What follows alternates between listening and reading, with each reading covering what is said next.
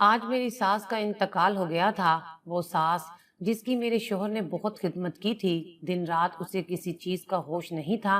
महंगे से महंगे डॉक्टर से अपनी माँ का इलाज करवाया था, मगर कोई डॉक्टर भी उनकी माँ की जिंदगी नहीं बचा सका। उन्हें बीमारी ही कुछ ऐसी थी।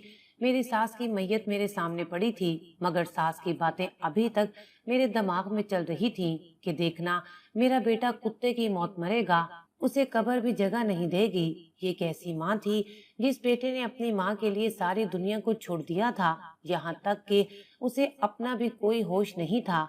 और वो माँ मरते वक्त तक अपने बेटे को बद्दुआएं देती रही। ये बात मेरी समझ से बाहर थी। मेरा शौहर जो अपनी माँ से बेइंतहा मोहब्बत करता था, शायद उसे इस कदर सदमा पहुंचा था कि उसे देखकर ऐसा लग रहा था कि जैसे वो अपने होशो हवास खो बैठा हो।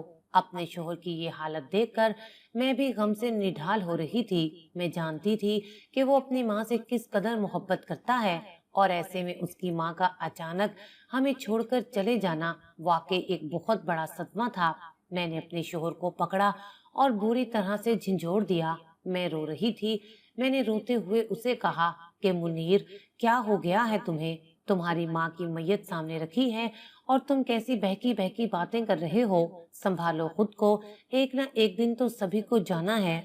मुनीर अजीब सी नजरों से मेरी तरफ देखकर कहने लगा, क्या वाकई अम्मा मर गई है? मुझे तो यकीन ही नहीं हो रहा। उसने एक दफा फिर अम्मा की सांस चेक की और जोर जोर से हंसने लगा। अपने शोहर की हालत पर मैं बेहद ज्यादा परेशान हो गई। समझ नहीं आ रहा था कि उसे किस तरह संभालूं। वो तो हर वक्त अपनी माँ की खिदमत करने वाले थे, सारा वक्त अपनी माँ के पैरों में बैठे रहा करते थे, और यही वजह थी कि शायद उन्हें इस अचानक मौत पर गहरा झटका लग गया था। मुनीर ने मुझे रोते देखा तो मेरे करीब आए, मेरे आंसू पोंछे और आहिस्ता आहिस्ता मेरे कान में ऐसी बात कही कि मेरे होश उड़ गए। मैंने उनसे कहा कि आप कैसी बातें कर रहे हैं? खुदा के लिए ये सब नहीं हो सकता। मुनीर ने मेरे मुंह पर हाथ रख दिया और कहने लगा कि जो मैं कह रहा हूँ बस वो ही होगा। तुम कोई शोर शराबा नहीं करोगी? मैंने दुख से अपने शोहर को देखा और अपने मेके फोन मिलाने लगी। आखिर रिश्तेदारों को भी तो इस मौत की खबर देनी थी। मुनीर को तो होश ही नहीं था, जब भी तो वो ऐसी बहकी बहकी बातें कर रहे थे। मैंने सब लोगों को जमा कर लिया और मेरी सास की इस अचानक मौत को सुनकर सभी लोग बहुत दुखी हो गए थे। सभी जानते थे कि मुनीर अपनी माँ से किस कदर मोहब्बत करते हैं।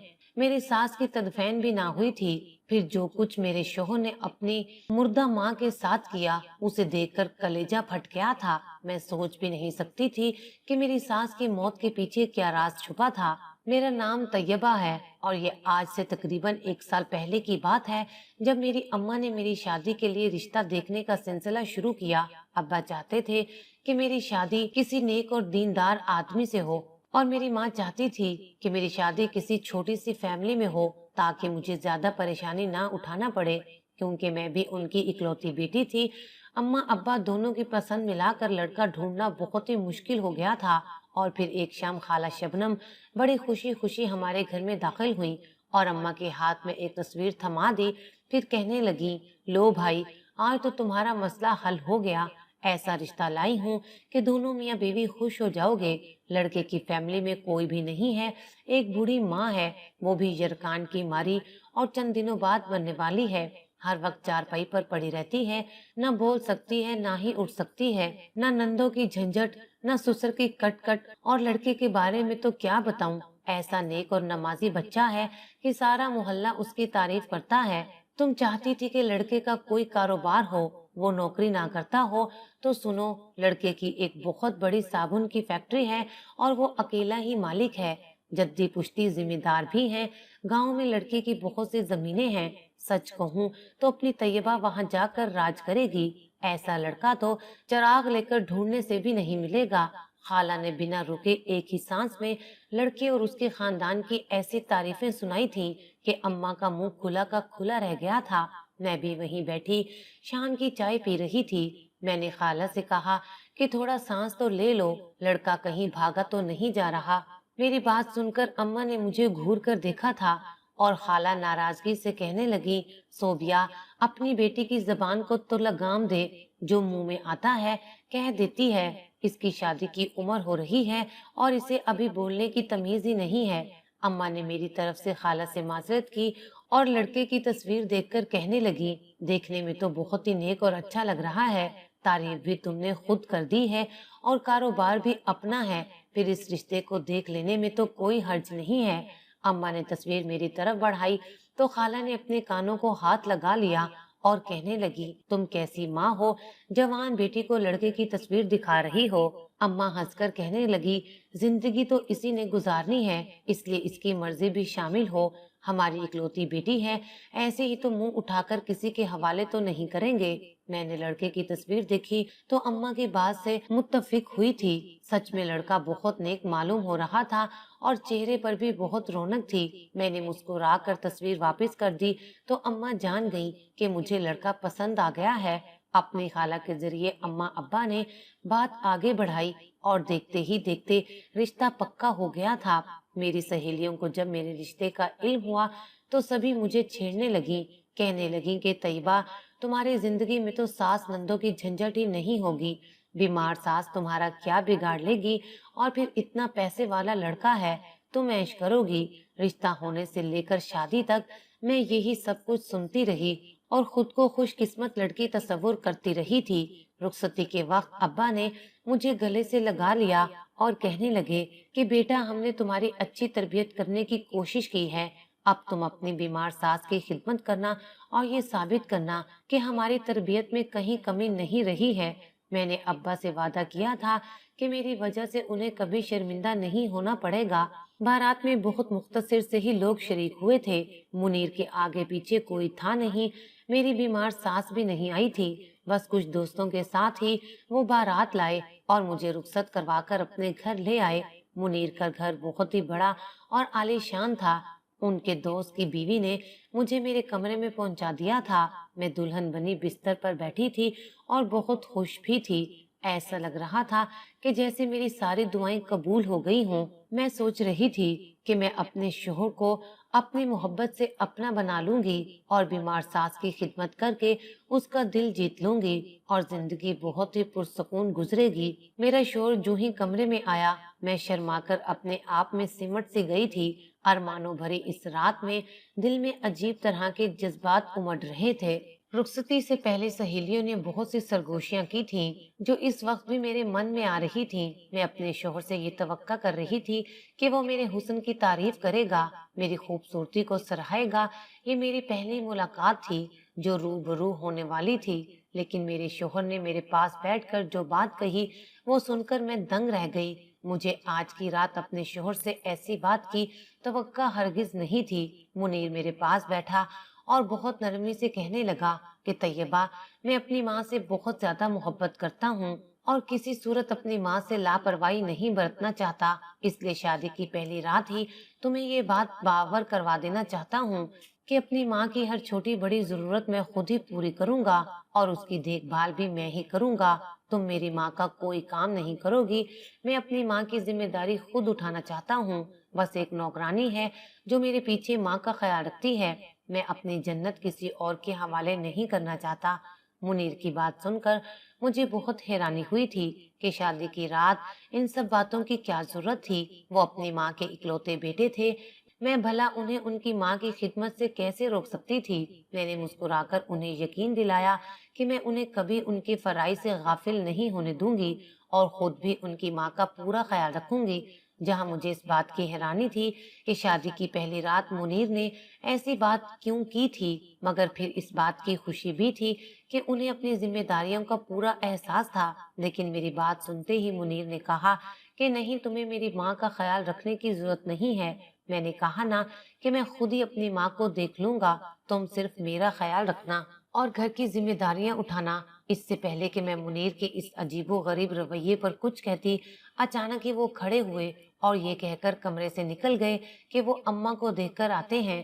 میں پھر کمرے میں تنہا بیٹھی رہ گئی اور اس بار مجھے کچھ عجیب سا لگ رہا تھا۔ آہستہ آہستہ میرے جذبات ٹھنڈے پڑنے لگے۔ جب منیر واپس آئے، اس بار ان کے انداز میں ایسی محبت تھی کہ میں سب کچھ بھول گئی تھی۔ شادی کی اگلی صبح جب میری آنکھ کھلی तो मुनीर बिस्तर पर मौजूद नहीं थे। मैंने उन्हें आवाज दी, लेकिन शायद वो कमरे में कहीं नहीं थे। पता नहीं इतनी सुबह सुबह कहाँ चले गए थे। मैं उठकर तैयार हुई और कमरे से निकली तो मुझे अपनी सास के कमरे से बातों की आवाजें आने लगी। मुनीर के मना करने के बावजूद भी मैं अपनी सास के कमरे के दरवाजे पर पहुंच गई और देखा तो मुनीर अपनी माँ के कदमों में बैठे थे और बहुत मोहब्बत और अकीदत से अपनी माँ के पांव दबा रहे थे और खुद ही उनसे बातें भी कर रहे थे, जबकि उनकी माँ कुछ बोल नहीं रही थी। ये मंजर देखते ही मेरे दिल से ये दुआ निकली कि मेरी औलाद भी मेरे शोहर जैसी हो। आज के दौर में इतनी खिदमत गुजार और मोहब्बत करने वाली औलाद बहुत ही कम देखने को मिलती थी। शादी की अगली ही सुबह मुनीर जिस तरह अपनी बीमार माँ के पास बैठे थे, इस बात ने मुझे बहुत मुतासिर कर दिया था। लेकिन उस वक्त मेरी हैरत की इंतहा ना रही जब मैंने देखा कि मेरी सास के चेहरे पर गुस्से से भरे तासरात थे। ऐसा लगता था कि जैसे वो मुनीर को देखकर नाखुश हों। मैं हैरान हुई कि बेटा इस कदर खिदमत गुजार है कि शादी की अगली सुबह ही माँ के पांव दबाने पहुंच गया है और माँ खुश नहीं है।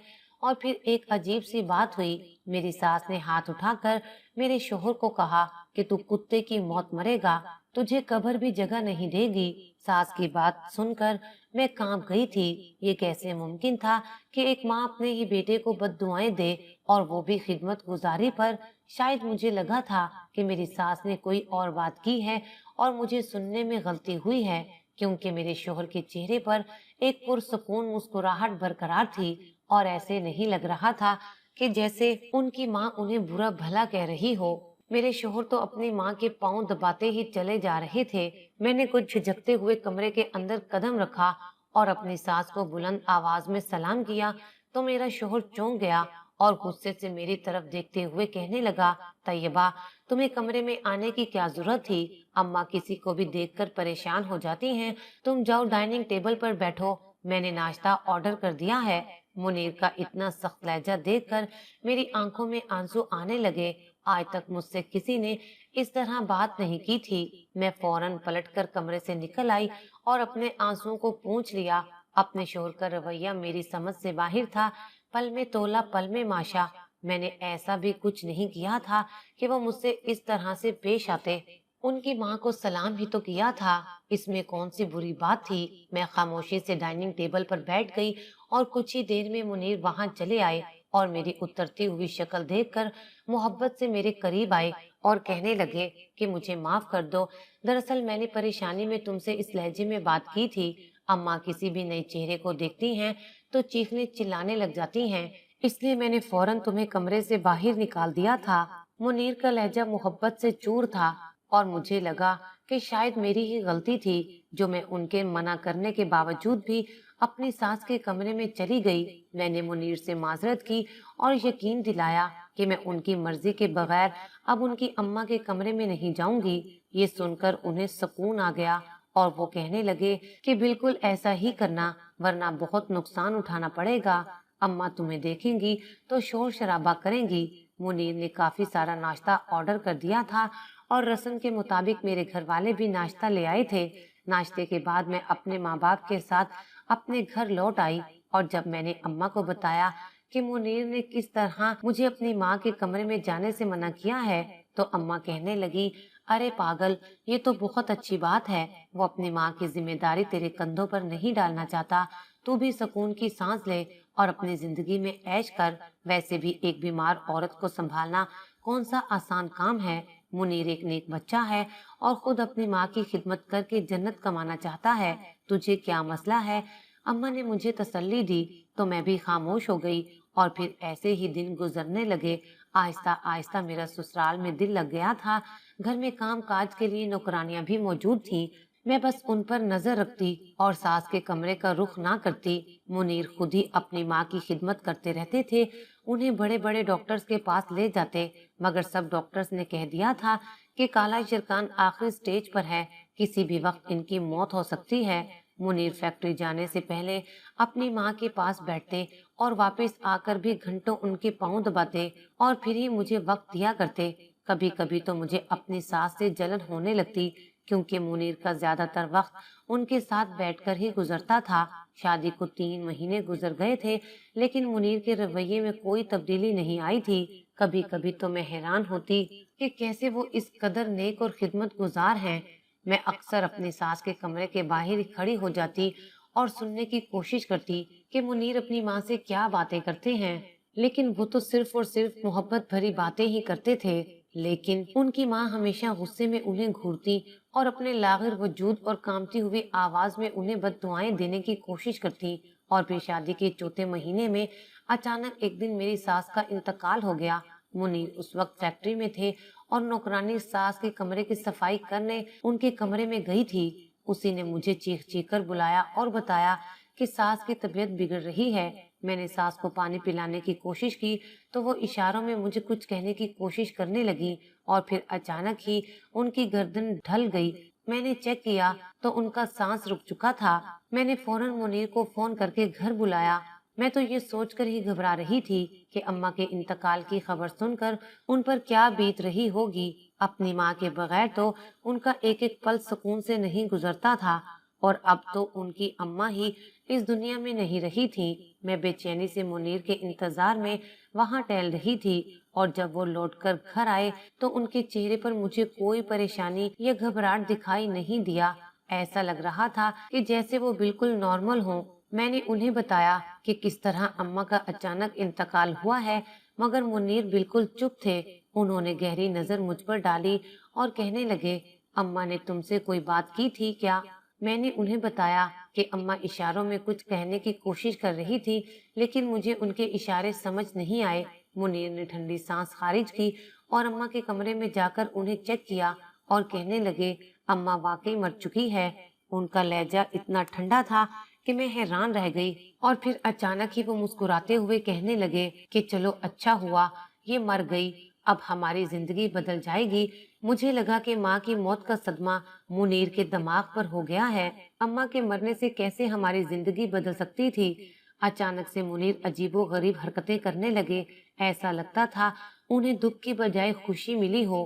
ان کی ایسی حرکتیں دیکھ کر میں بہت زیادہ پریشان ہو گئی تھی۔ پتہ نہیں انہیں اچانک کیا ہو گیا تھا۔ مجھے تو لگا تھا کہ وہ اماں کے سرہانے بیٹھ کر خوب روئیں گے۔ اپنے شوہر کی ایسی حالت دیکھ کر مجھے بہت افسوس ہو رہا ہے۔ میں نے بہت سے رشتہ داروں کو بھی کال کر دی تھی۔ پھر 1 گھنٹہ پورے ہوتے ہی جو کچھ ہوا تھا وہ دیکھ کر تو میرے سر پر آسمان گر پڑا تھا۔ میری ساس کے انتقال کا سن کر سارے لوگ ہی ہکا بکا رہ گئے تھے۔ میرا شوہر جو گھنٹہ پہلے خوش ہو رہا تھا وہ اب زمین پر بیٹھا زاروں قطار رو رہا تھا، اور اس کی چیخوں سے سارا گھر گونج رہا تھا۔ میں نے آگے بڑھ کر منیر کو سنبھالنے کی کوشش کی، لیکن انہوں نے مجھے پوری طرح دھکیل دیا اور کہنے لگے کہ سب کچھ خاک ہو گیا ہے، میری سالوں کی محنت مٹی میں مل گئی ہے، میری ماں مجھے دھوکہ دے کر چلی گئی ہے، میں اب کہاں جاؤں گا، میرے پاس تو کچھ بھی نہیں رہا، قسمت نے مجھ پر کیسا ستم ڈھایا ہے۔ منیر اپنا سر پیٹتا روتا ہی چلا جا رہا تھا، اور میں سب کچھ سمجھ کر بھی ناسمجھی سے بیٹھی تھی۔ جتنے بھی لوگ آئے تھے ان سب کو یہی لگ رہا تھا کہ منیر کو شاید بہت بڑا صدمہ لگا ہے، لیکن یہ میں تھی جو جانتی تھی کہ منیر کو کس بات کا صدمہ پہنچا ہے۔ تدفین کے مراحل طے ہوئے اور ایک ایک کر کے سب لوگ اپنے گھروں کو لوٹ گئے۔ منیر غصے میں اپنی ماں کے کمرے میں گئے اور ان کا سارا سامان اٹھا کر پھینکنے لگے۔ میں نے روکنے کی کوشش کی تو وہ چیختے ہوئے کہنے لگے کہ میں نے ساری زندگی اس عورت کی خدمت میں گزار دی، یہ سوچ کر کہ وہ میرا بھلا کر کے جائے گی، لیکن یہ عورت تو جاتے جاتے مجھے کنگال کر کے چلی گئی ہے۔ میں نے کہا کہ آپ اپنی ماں کے بارے میں کس طرح کی باتیں کر رہے ہیں، آخر ہوا کیا ہے، مجھے تو بتائیں۔ مجھے بس اتنا ہی معلوم تھا کہ میری ساس کے مرنے کے گھنٹے بعد وکیل صاحب آئے تھے اور وہ میری ساس کی وصیت منیر کے حوالے کر کے جا چکے تھے۔ منیر نے جیسے ہی وہ وصیت نامہ پڑھا اس کے بعد سے ان کا حال ایسا ہی تھا۔ میری بات سنتے ہی منیر نے غصے سے کہا کہ یہ عورت میری ماں نہیں تھی بلکہ ڈائن تھی جو میری ماں کے حق پر قبضہ کر کے بیٹھی تھی، یہ میرے باپ کی پہلی بیوی تھی اور میرے باپ نے اولاد کے لیے میری ماں سے دوسری شادی کی تھی، لیکن یہ بات میری ماں کو معلوم نہیں تھی کہ ساری جائیداد اور فیکٹری میرے باپ کی نہیں بلکہ اس کی پہلی بیوی کی ہے۔ میرے باپ کے مرنے کے بعد میں نے اور میری ماں نے اس عورت کے ساتھ سسک سسک کر زندگی گزاری، لیکن اس عورت کو ہم پر ذرا بھی ترس نہ آیا اور میری ماں ایسے ہی چل بسی۔ پھر خدا کا کرنا ایسا ہوا کہ اس عورت پر بہت سی خطرناک بیماریوں نے حملہ کر دیا اور میں نے کوشش کی کہ میں کسی طرح اس سے جائیداد اپنے نام کروا لوں، لیکن یہ تو بڑی ہی ڈھیٹ نکلی۔ میں نے بھی اس عورت کو غلط ادویات دینی شروع کر دی۔ میں چاہتا تھا کہ یہ تڑپ تڑپ کر مرے، یہ میرا کچھ نہیں بگاڑ سکتی تھی، بس مجھے بد دعائیں دیتی رہتی تھی، مگر میں اس کے سامنے نیک بن جاتا تھا۔ اب مرنے کے بعد وصیت کے مطابق اس نے ساری جائیداد ایک ٹرسٹ کے نام کر دی ہے۔ میں نے اس بڑھیا کی اتنی خدمت کی، لیکن مجھے اس کا کیا صلہ ملا؟ اپنے شوہر کی بات سن کر میرے ہوش اڑ گئے تھے۔ میں انہیں بہت نیک اور خدمت گزار بیٹا سمجھا کرتی تھی، لیکن وہ تو یہ سب دولت کے لیے کر رہے تھے، اور انہوں نے ہی اپنی سوتیلی ماں کو زہر دے کر مارا تھا، اور اب جب ان کے ہاتھ کچھ نہ آیا تو ان کی اصلیت کھل کر میرے سامنے آ گئی تھی۔ میں حیرانی سے اپنے شوہر کو دیکھ رہی تھی۔ دنیا کی نظر میں وہ ایک نیک اور فرمانبردار بیٹا تھا، لیکن در حقیقت وہ دولت کا پجاری نکلا۔ لیکن بالآخر میرے شوہر کو اپنے کیے کی سزا مل گئی تھی، اور کچھ ہی دنوں میں ہمیں وہ گھر اور فیکٹری سب کچھ چھوڑنا پڑا تھا۔ آج میرا شوہر اپنی ہی فیکٹری میں ایک معمولی سی نوکری کرتا ہے۔ میرے شوہر کی سکی ماں نے بھی دولت کی خاطر ہی میرے سسر سے دوسری شادی کی تھی، اور یہ سب اسی کا نتیجہ تھا۔ مرنے سے پہلے میری ساس جان گئی تھی کہ اسے زہر دینے والا کوئی اور نہیں بلکہ میرا شوہر ہے، اسی لیے وہ اسے اشاروں میں بد دعائیں دیا کرتی تھی، اور اب اس کی بد دعاؤں کی قبولیت کا وقت آ چکا تھا، کیونکہ ایک روز میرے شوہر کا ایسا ایکسیڈنٹ ہوا کہ وہ دونوں پیروں سے ہی معذور ہو گیا تھا۔ مجبوری میں اپنے شوہر کا ساتھ نبھا رہی ہوں، کیونکہ اس کے آگے پیچھے کوئی نہیں ہے۔ اب وہ اپنے کیے پر بہت پچھتا رہا ہے، دن رات رو رو کر اللہ تعالیٰ سے معافیاں مانگتا ہے۔ میں دعا کرتی ہوں کہ اللہ تعالیٰ اسے معاف کر دے اور اسے ہدایت کا راستہ مل جائے اور ہماری زندگی کچھ بہتر ہو جائے۔ آخر میں آپ لوگوں سے پوچھتی ہوں، کیا مجھے ایسے انسان کے ساتھ رہنا چاہیے یا اس سے خلا لے کر دوسری شادی کر لینی چاہیے؟ کمنٹ سیکشن میں جواب ضرور دیجیے گا۔